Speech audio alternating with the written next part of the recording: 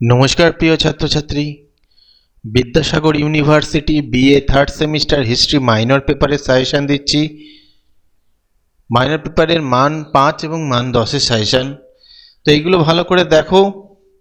প্রথম ইউনিট থেকে মান 5-এর জন্য পড়বে মানবতাবাদ কি, এর মূল বৈশিষ্ট্যগুলি ব্যাখ্যা করো। রেনেসাঁ মানবতাবাদ কিভাবে শিক্ষাকে প্রভাবিত করেছিল। শিল্পে মানবতাবাদের প্রভাব সম্পর্কে আলোচনা করো বা সংক্ষেপে লেখো।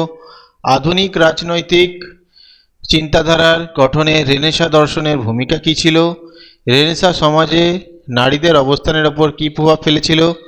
শিল্পকলার উপর মানবতাবাদ কেমন প্রভাব ফেলেছিল।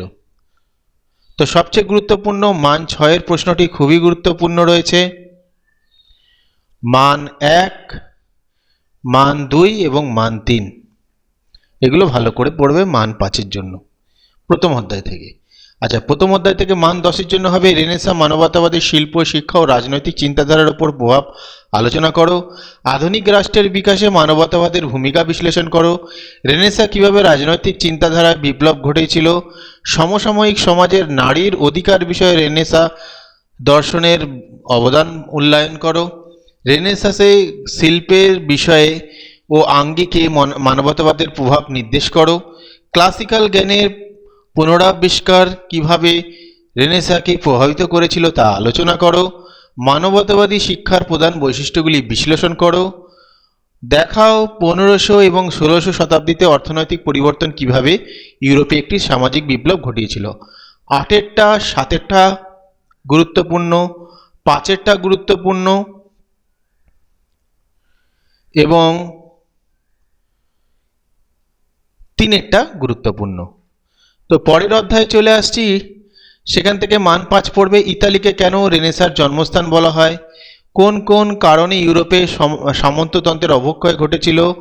রেনেসাঁ যুগে মুদ্রণ বিপ্লবের ভূমিকা কী ছিল। 1500 ও 1600 শতাব্দীতে সামন্ততন্ত্রের পতন অর্থনৈতিক জীবনে কী প্রভাব ফেলেছিল। প্রারম্ভিক আধুনিক ইউরোপের রাজনৈতিক ব্যবস্থা সম্পর্কে লেখো।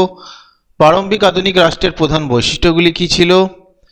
রাষ্ট্র ও শাসক সম্বন্ধে মেকিয়াভেলির ধারণার উপর একটি সংক্ষিপ্ত নিবন্ধ লেখো। এর মধ্যে সবচেয়ে গুরুত্বপূর্ণ অবশ্যই 1-এরটা, 2-এরটা, 3-এরটা, 4-এরটা, পরপর 3-4টে গুরুত্বপূর্ণ। মান 10-এর জন্য রেনেসাঁ যুগে ইতালির রাজনৈতিক ও সামাজিক পটভূমি ব্যাখ্যা করো। রেনেসাঁ কেন সাধারণভাবে ইতালিতে ও বিশেষভাবে ফ্লোরেন্সে শুরু হয়েছিল। 1500 ও 1600 শতকে সামন্ততন্ত্রের পতনের ফলে ইউরোপে অর্থনৈতিক পরিবর্তন বিশ্লেষণ করো। রেনেসাঁ ইউরোপের বিকাশে বাণিজ্য ও নৌ পরিবহনের ভূমিকা আলোচনা করো। সামরিক বিপ্লব কিভাবে প্রারম্ভিক আধুনিক রাষ্ট্রের বিকাশে অবদান রেখেছিল। রেনেসাঁ যুগে রাজতন্ত্র ও শহরের রাষ্ট্রের গুরুত্ব মূল্যায়ন করো। তাহলে সবচেয়ে গুরুত্বপূর্ণ এখানে দেখা যাচ্ছে অবশ্যই 1-এরটা, 2-এরটা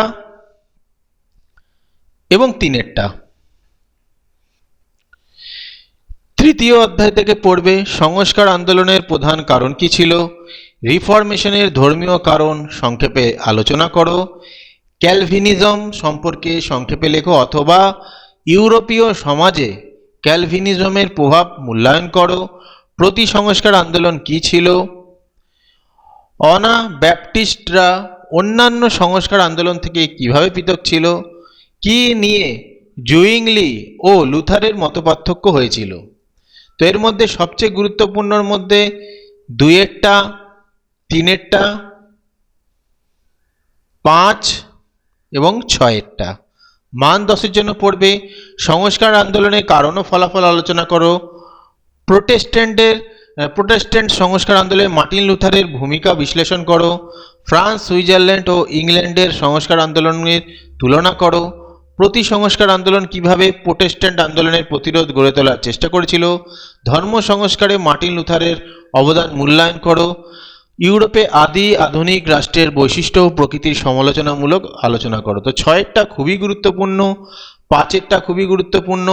এই 5-এর প্রশ্ন এবং 2-এর প্রশ্ন কিন্তু সেম অ্যান্সার হবে এবং 1-এরটা গুরুত্বপূর্ণ। তাহলে 1, 5, 6 ভালো করে পড়ে নেবে, যেখানে 5 এবং 2 কিন্তু সেম।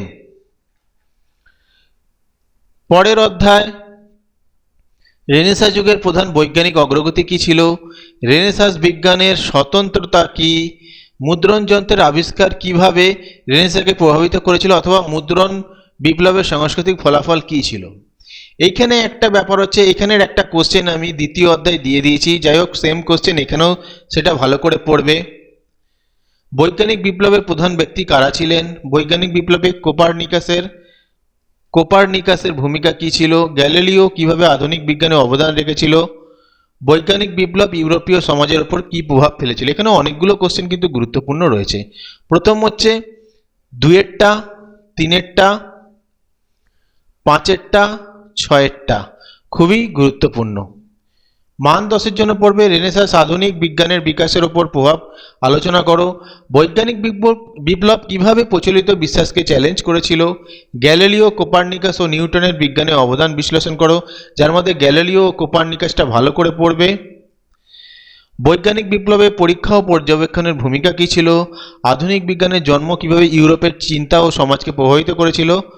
দেখাও কিভাবে বিজ্ঞানের অনুশীলন ইউরোপীয় রেনেসাঁসের সময় একটি ধর্মনিরপেক্ষ সংস্কৃতির জন্ম দিয়েছিল। অবশ্যই 6এরটা গুরুত্বপূর্ণ। এর মধ্যে গ্যালিলিও, কোপারনিকাস তো মান 5এই দিয়ে দিয়েছিলাম। 1এরটা গুরুত্বপূর্ণ, তাহলে 1 আর 6 গুরুত্বপূর্ণ, সাথে এই কোশ্চেনটাও গুরুত্বপূর্ণ, যদিও এই দুটোই মান 5-এ দিয়ে দেওয়া হয়েছে। এগুলো ভালো করে পড়ো, অবশ্যই তোমরা কমন পাবে এই সকল কোশ্চেন যদি ভালো করে পড়ে নাও। যেগুলো গুরুত্বপূর্ণ বললাম সেগুলো আগে ভালো করে পড়বে, সময় পেলে বাকিগুলো। যদি কারোর নোটস কিনতে ইচ্ছুক তাহলে আমাকে কমেন্ট করে জানাতে পারো। ভিডিওটা ভালো লাগলে লাইক, কমেন্ট, শেয়ার করে দিও।